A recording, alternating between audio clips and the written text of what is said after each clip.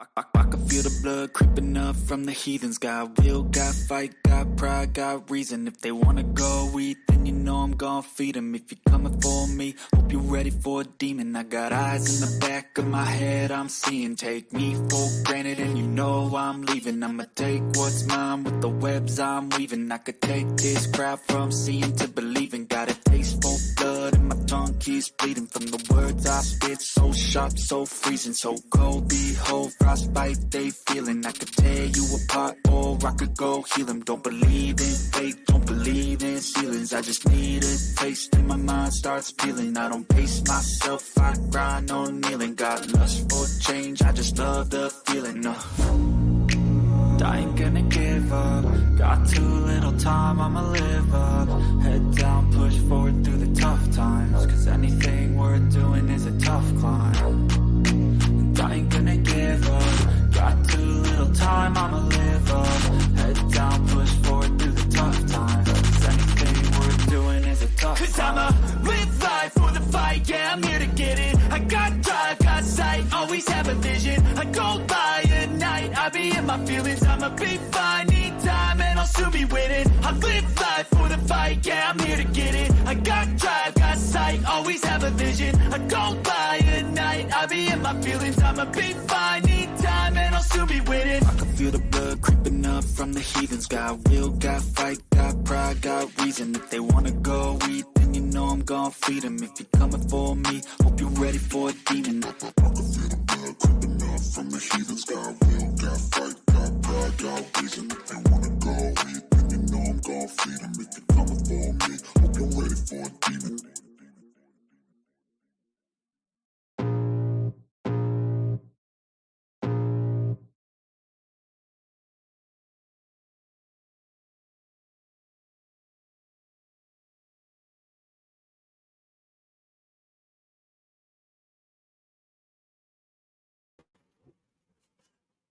All right, how's everybody doing today on this Saturday?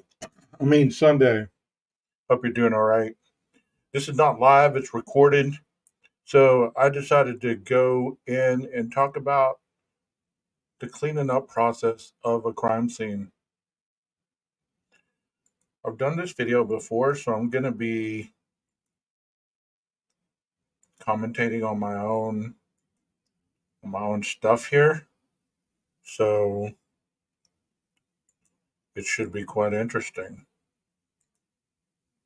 Always enjoy commentating on my own stuff. It's quite humorous to me. Not that I enjoy hearing myself, but I enjoy commentating.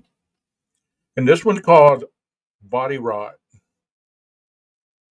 the IDAHO4 case. So let's go ahead and begin. See what I have to say for you to get the gist.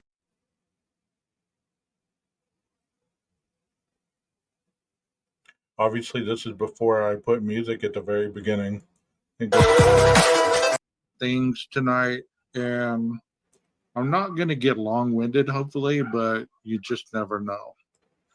But before promises already.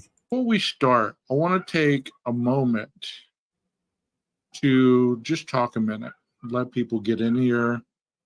Hopefully, you guys that are in the chat, hello, welcome. Stop in and say hello.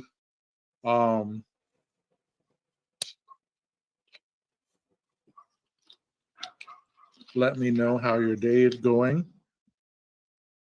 Okay, 12 gauge, get on with it. I want to talk about blood tonight. All right. I want to talk about death. Even better. Talk about how long it takes for certain things to manifest to a level of decomposition. I want to talk about all this. And if it's something that you guys want to talk about, then come on in. Let's talk about it. Obviously, my hair was shorter then. A lot less hair.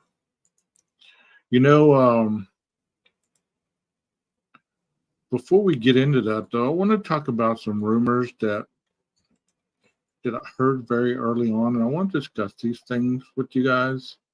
um, because I think they're interesting.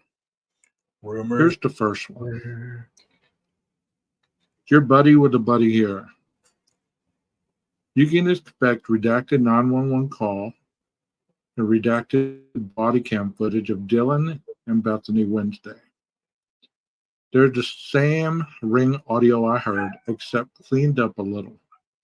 The owner of the ring cam must have released it against PD wishes. Maddie was killed first, followed by Kaylee. Dana says to Ethan, there's someone here. Ethan heads up the stairs to investigate. See Brian's mangling the girls upstairs. Brian, come look. Ethan, fuck you. Brian, fuck you, I'm gonna kill you. Ethan runs to the kitchen to escape or grab a weapon. Still unclear, but there's some kind of disturbance near the kitchen. Knives, including a knocked over plant and a broken fume bait cartridge. Brian goes directly into Xana's room from upstairs. That is Ethan shouting, Xana! Xana apparently stays still until Ethan returns to the room and is immediately overpowered by Brian. Neck wound. Brian tells Xana, it's okay, I'm here to help, and kills her. Once he's no longer in danger, he mutilated Ethan and walked out right by Dylan, believed due to exhaustion and the length of time. Okay, I have a problem with that 12 gauge. First of all, while he's killing Xana, how is Ethan not jumping on him? How is Ethan not overtaking him and just taking him out? How is he not doing that? He's just going to wait his turn, sit around and wait for him to kill his girlfriend and then turn around and turn the knife on him? Let's talk about it, 12 gauge. Let's think about it a little bit. Be careful what you spread, buddy. He's already been in the house after the first disturbance. Okay. There's number one. It's quite disturbing. This is another one. It says, I'm posting anonymously because Brian is my family, and you people in this group act like vultures and rabid raccoons. Brian is innocent, and you will see. I agree with the rabid raccoons statement. I mean, there are a lot of rabid raccoons in these chats, bro. And in these streams, they just like, they get on you and they won't let go. He has been framed by his drug partner friend, the security guard from the university. They were doing drugs together in the parking lot, as they had done numerous times.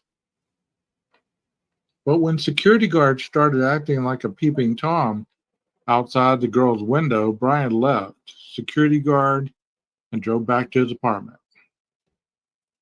The reason the phone was off is because the battery was flat and the security guard was using the car charger. Brian put his phone on charge when he left the parking lot, and he switched it back on when he was near his apartment because that's how long it took to get a charge going.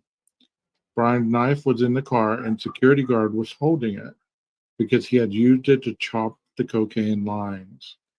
Yes, I said cocaine because Brian stopped heroin years back and substituted the drug with cocaine. He's tried so hard to stop everything, but he's an addict and he had bad migraines, so the cocaine actually helps him. He had no idea security guard was going to do what he did. So let's say he did relapse and get back on coke or got on coke. Would that explain the late night drives, staying up all night vacuuming, not being able to sleep because he was on the cocaine? Let's think about that a little bit. Do you think that could be possible? Because anybody that's done cocaine, you know that it's quick, it's a rush, and you do more and more and more to get the same effects. Oh no. And he just wanted to teach security guard a lesson by leaving him behind. Brian actually feels terrible that he left this maniac behind, but it's not his fault. You people need to stop with these singing videos and funny pictures of Brian. and my dad, or we will sue you for everything you have. All of you, just get a life and stop playing Facebook detectives because you're just a bunch of bored losers and have no morals. Wow. Who do you think that's from? Hey Aquarius, how you doing? Thank you for being here. Here's another one. I need to bring this a little bigger. It said we had the name police had when it first happened, approximately 23 days ago. But only OP said Guy was in the car with Brian when knife was sought, or when the knife was bought. Problem is, he didn't buy the K-bar. He bought Spyderco. We think Spyderco is a folding knife, in fact. The other question is, who is up? And why is he implying on killing himself? Is someone after you? Dude, I really have no idea. I know he's cold-blooded though. I'm serious. If I was a millionaire, I would have hired him to be a personal bodyguard. The guy would not hesitate to kill someone. In fact, I think he enjoyed it. I don't want it to incriminate myself, Brent, or any others, but during our deployment, certain people had absolutely no remorse and never reflected on the carnage we caused when we got back home. In fact, if given a chance to do so again, they would. Now, this is just speculation, but I don't know if he actually killed anyone in Idaho. But I would say he did. He would kill 1,000 people if he was told to without blinking an eyeball. He was a good order follower, and I think that's why he could never hang up his rifle. When he was prepping to get out there in the military, he was already trying to find out similar careers. I just don't know how he'd end up in Pullman, Washington, of all places.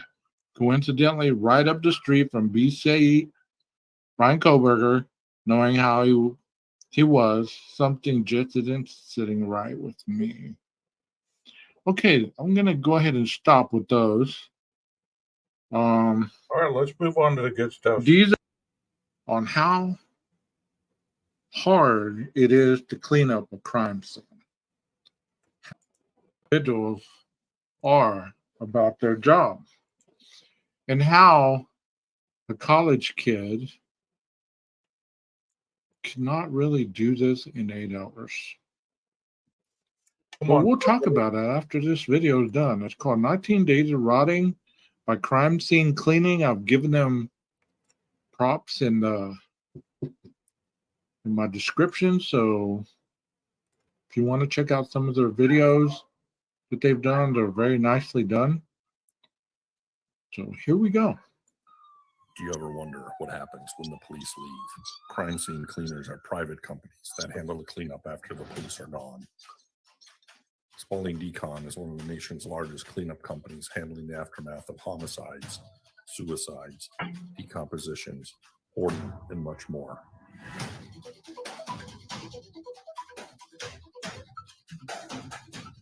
These are our stories.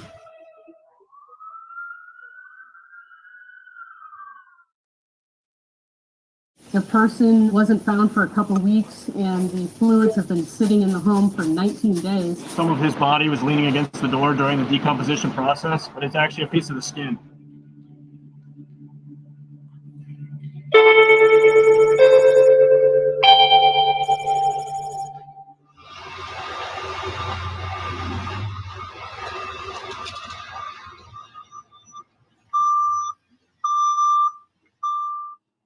Hey guys, Laura here. We are in St. Petersburg, Florida on a decomp.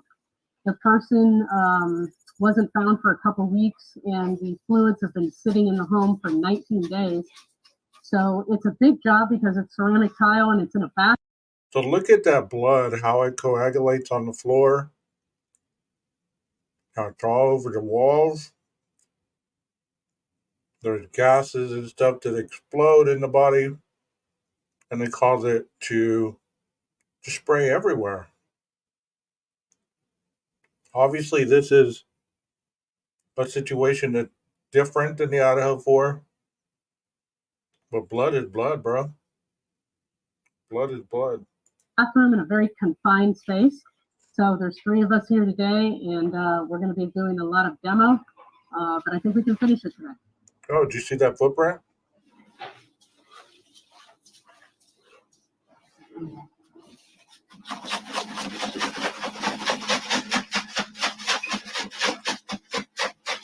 So my purpose in making this video was to show how difficult it would be for college kids to clean up a crime scene.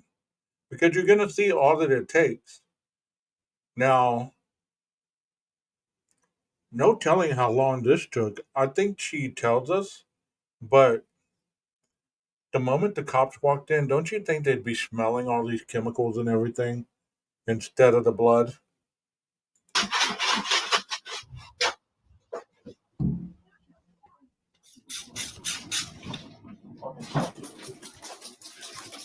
All right, guys. So what I'm doing here is I'm wiping the farthest bio spot that I see that I indicated.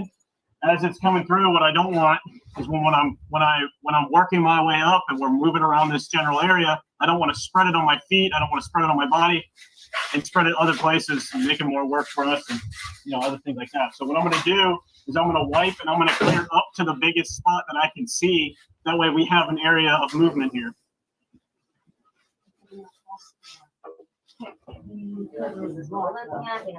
Talk through it.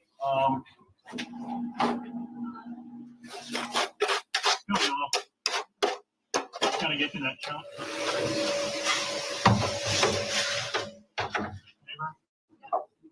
You always have to clean your way from the outside in, so that's why we're starting here to try to get around to the bathroom.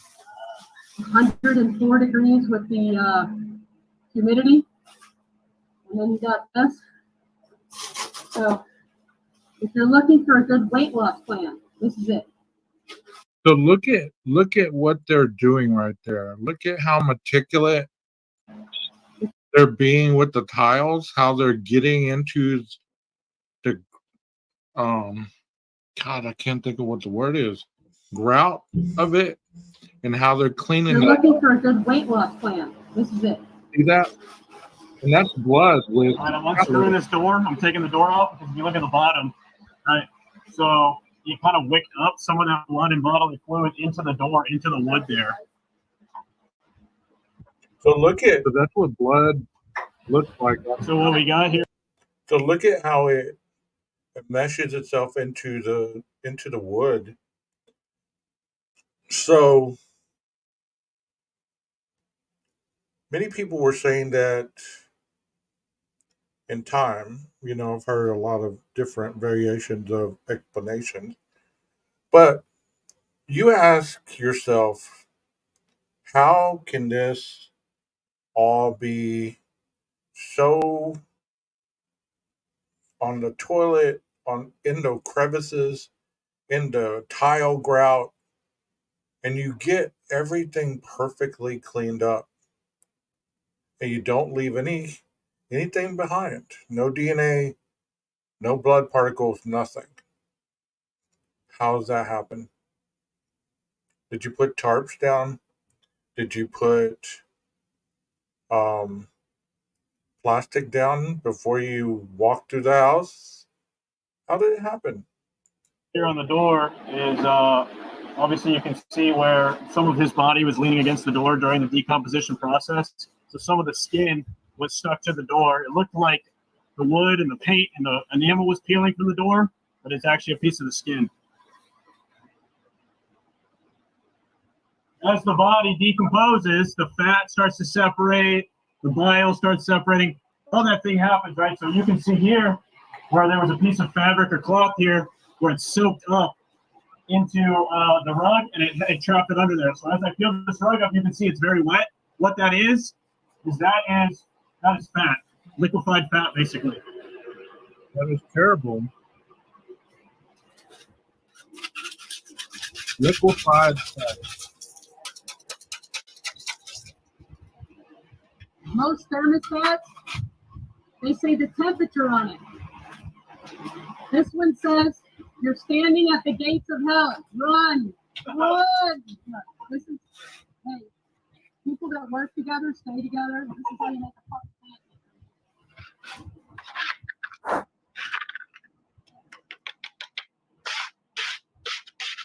And become a crime scene cleaner today.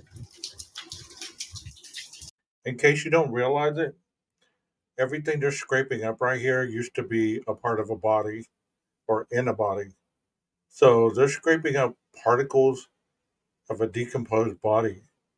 So it's not just blood, it's a little bit of everything. There's chemicals there mixed with the blood that are fat, enzymes, parts of the internal organs, stuff like that. So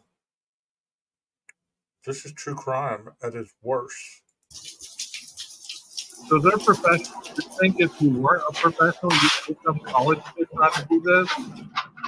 Holding up the party or whatever you did all night? You tell me you could do this effectively?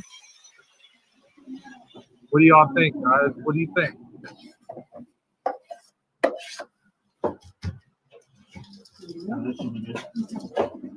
So now what we're going to do is start cutting the carpet back, chipping up the tile, and wiping down the walls. They're plaster walls, so they're not drywall, which is easier to clean but harder to remove if we have to.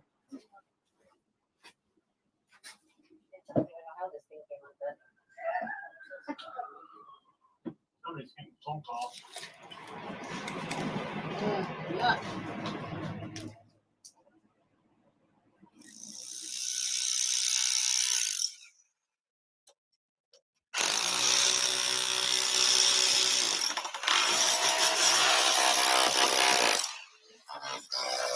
And here's the obvious question. How would you get all this equipment in there without anybody hearing any of that? Or anybody seeing you bring in all that equipment in? All the chemicals you're bringing in? And where did you dispose of it all after it was done? Where would you dispose this of at? Because they say 8 hours, right? Everybody's always focused on that 8 hours. So where did they take all the cleanup? If they cleaned it up, where did they take it? And how were they able to do all this without being heard?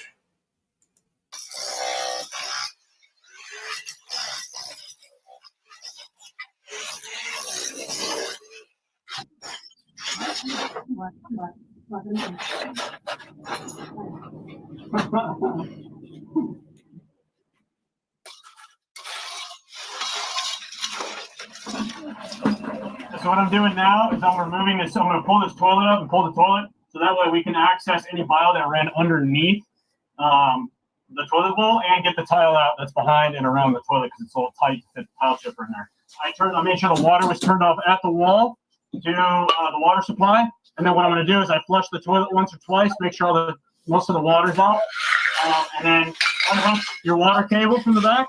And then now all there is under these caps on the side of your toilet, there's 2 bolts right here and screws. You take those up, the toilet lifts right up, no problem. You get the stuff out, and we can bolt the toilet back down onto the subfloor after we're done. So look at that meticulous. What this is a subfloor that you popped. There's spatter on the wall that we'll have to get. It's going to pop, and that gas is going to release, and it comes out with some force. So that's what happens. What this is on the wall here is what it is. A lot of is from flies. So the flies are landing on the body. They're landing in the fluid and all that stuff. They're eating it up. They give it to they do it for nutrients so they can lay maggots. Maggots are eating it, moving around. So that's what this is. It's just little drippings and just debris from the flies and the maggots landing. So I don't want to be totally disgusting, but once a body starts decomposing, that's what happens. Is flies, maggots start invading the body. And I'm not saying that, well, it would have been 8 hours, right? So 8 hours and whatever time they actually removed the bodies, they had a lot of time to decompose. Unless it was cold in that house and it kind of slowed the level of decomposition down. On the body and then flying around and spreading it everywhere. So we just unscrewed the toilet, and so now we got to lift it up. Unfortunately, some of the biomatter got underneath the toilet and into the tile underneath. So the toilet has to come out. I don't think we're going to have to get rid of it. So we're just going to take it up, take the tile out from it, make sure it's clean, and at the end of the day, we're going to put it right back.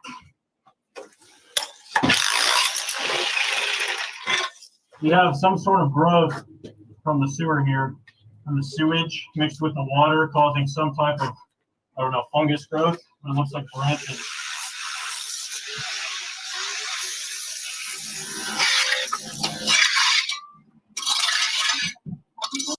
And do you think you'd have the stomach to do a cleanup like this? I know that a lot of people in general conversation, they believe that, the frats could have done this and they could have cleaned it up, or they could have been cleaning up drugs and money and weapons and all the illegal stuff that could have been going on in that house. But explain how the police were able to confiscate the cell phones, laptops, towers, the most important integral evidence needed to investigate this crime.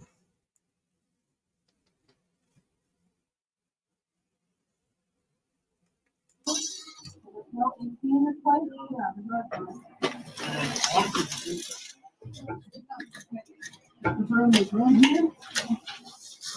be right back after this message.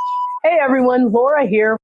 Okay, what I'm not saying is, let's look at it this way. If they did have a bunch of college kids come in there to clean this up, could they have done that kind of work that these two are doing, or actually these three as a team are doing, so quickly that they could have got all this done, got rid of, thrown away, and disposed of in 8 hours? In 8 hours, where would they have disposed of all this at? I mean, where would they have taken the biohazard materials? Where would they have taken all this stuff that they were cleaning up? Where would they have taken it? Because they want us to think that there was a cleanup. There was a cleanup, as we've heard so many times early on. There was a cleanup.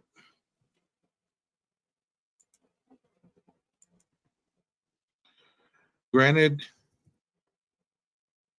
the IDAHO4 didn't spend 19 days. They spent enough time that there was obvious starts of decomposition. I think there would have been evidence if there was a cleanup of blood and stuff. I don't think there was. I don't think there was either. I mean, because they're using harsh chemicals. You know, that latent shoe print that was found. That's all I heard about. It was a cleanup. Due to the chemical they were using, that shoe print was found the second time around because of the chemicals. I don't believe that. They start removing the door frames that have obviously had a lot of fluid on them. And then after that, we're just going to start testing the grout in certain areas to see if we need to go further.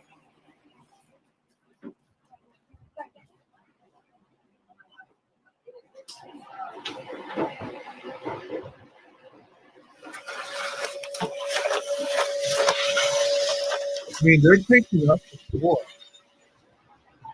It's not like they're just cleaning it. They're taking up the floor. Scrubbing the faces. Look at the blood that's permeated into that face.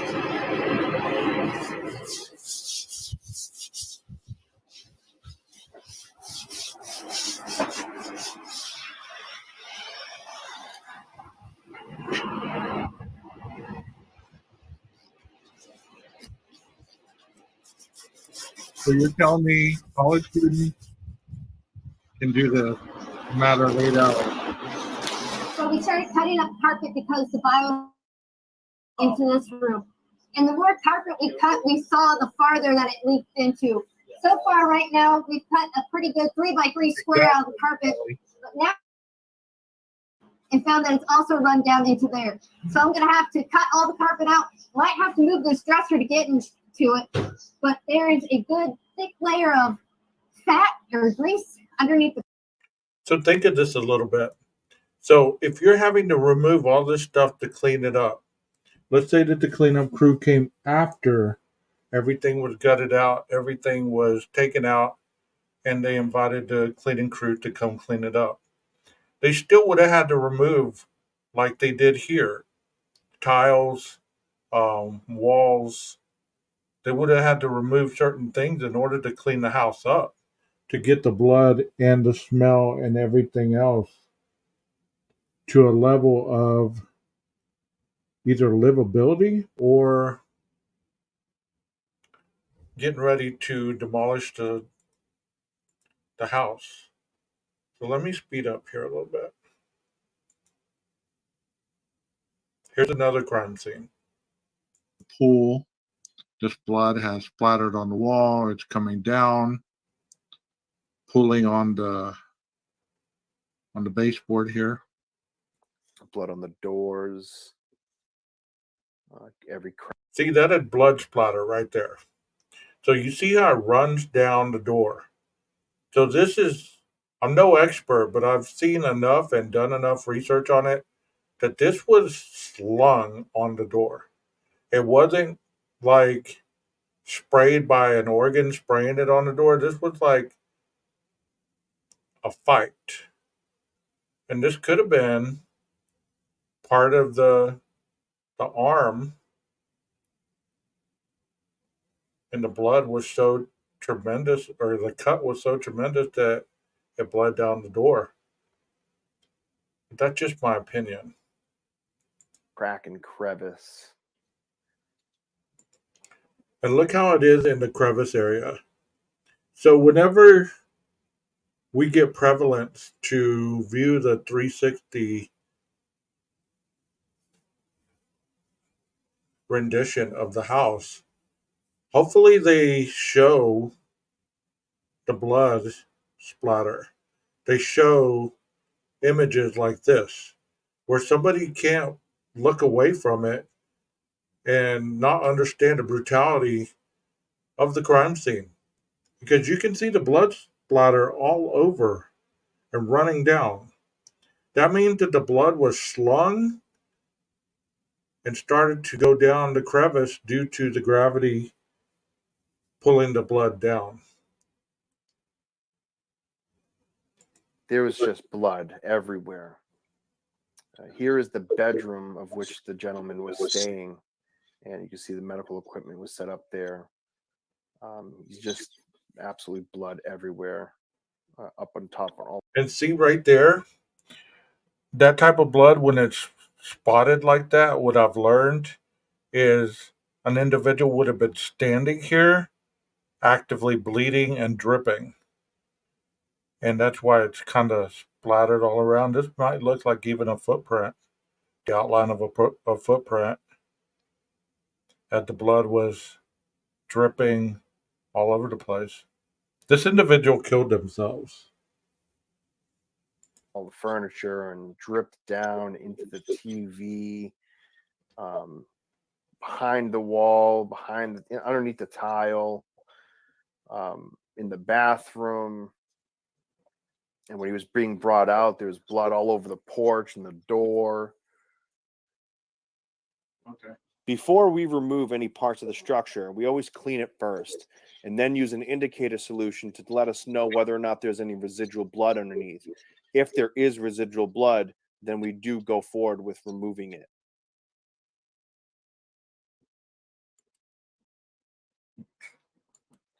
And here you're going to see the finished product. Everything clean and decontaminated.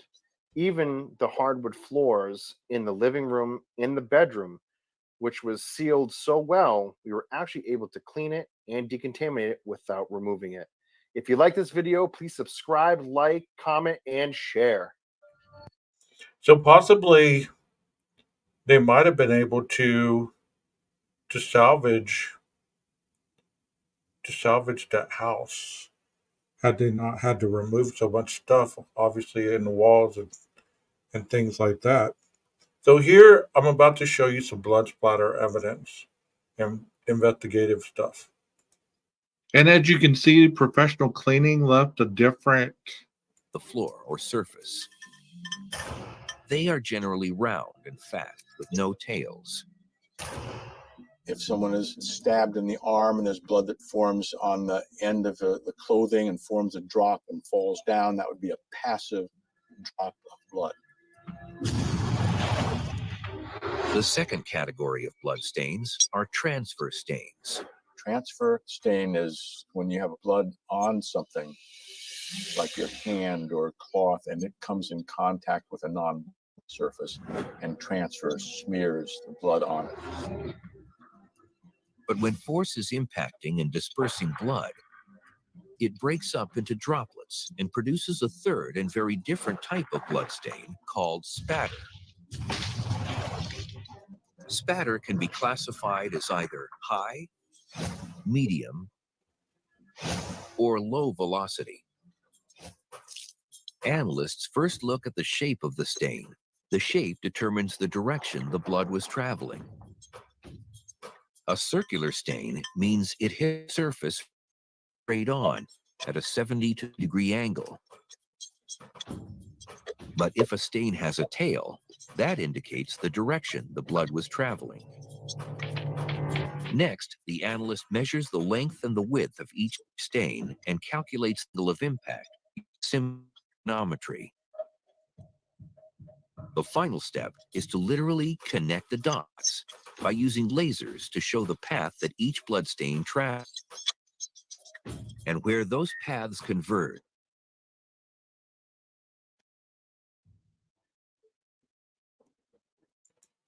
So during all the investigation, if they did all this would have been going on for days, possibly weeks. You wouldn't have been able to see any of this. So possibly that's why there was so much distraction from the house. I don't know what happened to my internet on this video, but let me see if it picks it up. Telling. The amount of biomass is lost. Okay, now I'm going to talk about decomposition. So here we go. What happened to a body after death? When someone dies, their body goes through many stages of decomposition. The fresh stage begins immediately after the heart stops beating. The skin turns purple, and the muscles begin to stiffen in a process called rigor mortis. In the bloat stage, gases build up in the body, causing the abdomen to expand. As the pressure increases, bodily fluids and gases push out of any orifice. In the active decay stage, maggots feed on the flesh and the largest amount of biomass is lost. Finally, in the advanced stage, the body will continue to break down until only dry remains are left. While the stages of decomposition are the same for all humans, the speed depends on many factors like temperature, environment, and cause of death. Warm weather will cause the body to break down more quickly. Cold weather will slow it down a great deal. So just like what we saw in the earlier parts where there was the dark brown stuff, look how this body looked the same color. So that means that the gases probably exploded once the pressure was too much, and that's what's all over the ground right there.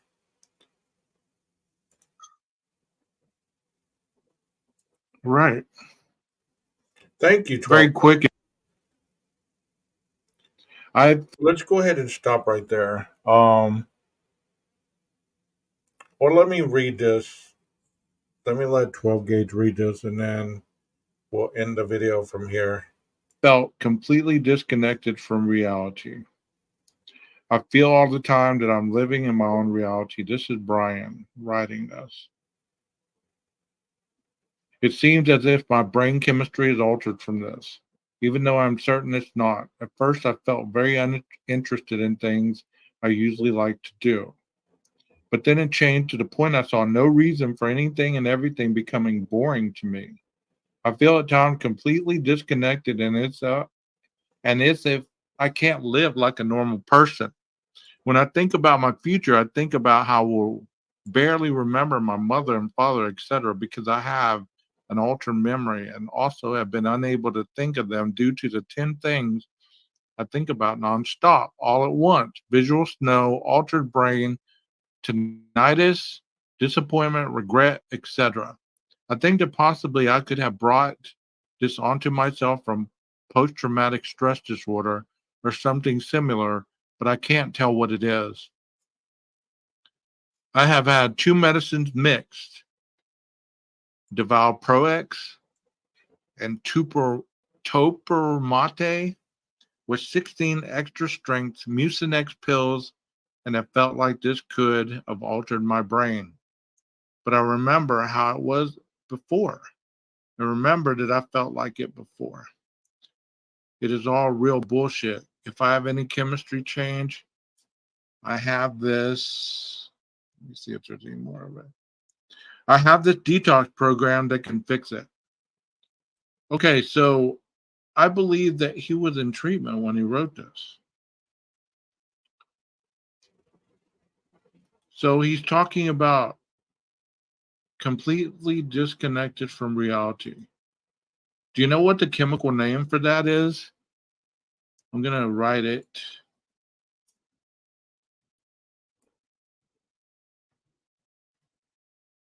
Dissociative disorder. Dissociative disorder, 12 gauge. We all know that. We're smart. You're not telling us anything we don't know. We've already researched this case in and out. We know all the ins and outs. You're not telling us anything we don't know. What we want to know is the why. Why did it happen? Why did it happen? That's what we want to know. Well, I can tell you guys that we probably won't know that for a very long time. But what I just showed you is part of everything that they've talked about early on in the case as far as the cleanup, whether the student cleaned it up,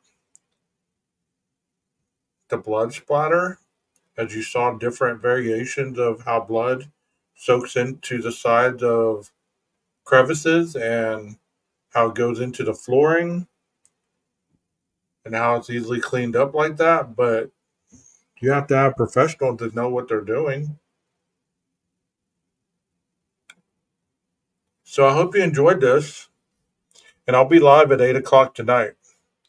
Like I said, this isn't live, so if you decide to chat while it's premiering, be respectful. Be respectful. That's all I ask.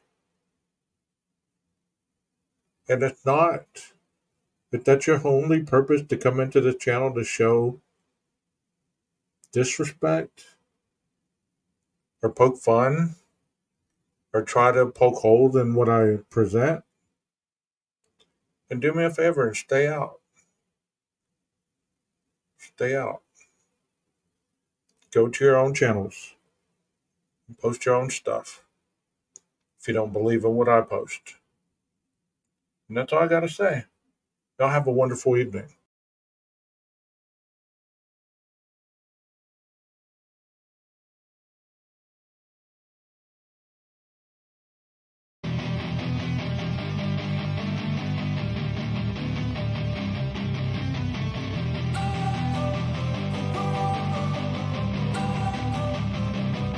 don't wanna sleep in, cause I got something to prove. I gotta take what I hate and finally make a move. I think of you and all the shit you don't do. Well, I'ma make hella sure that I don't become you.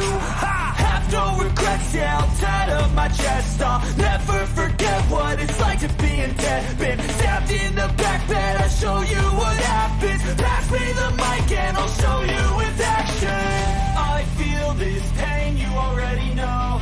Turn that to gains, let my money show. I've got these things that I can't let go. Watch me turn this life into something that you could never own. I feel this pain, you already know. Turn that to gains, let my money show. I've got these things that I can't let go. Watch me turn this life into something that you can never own. So fight and die for the things you know you love. Do what you think is right and see life do what you want. So fight and die for the things you know you love. Do what you think is right and see life do what you want. So give me all the scars, I'm a human being. Cover them with tattoos so you can't see. Knew it from the start, you had problems with me and the things I could be, I just wish I had seen. I feel this pain, you already know. Turn that to gains, let my money show. I've got these things that I can't let go. Watch me turn this life into something that you can never own. I feel this pain, you already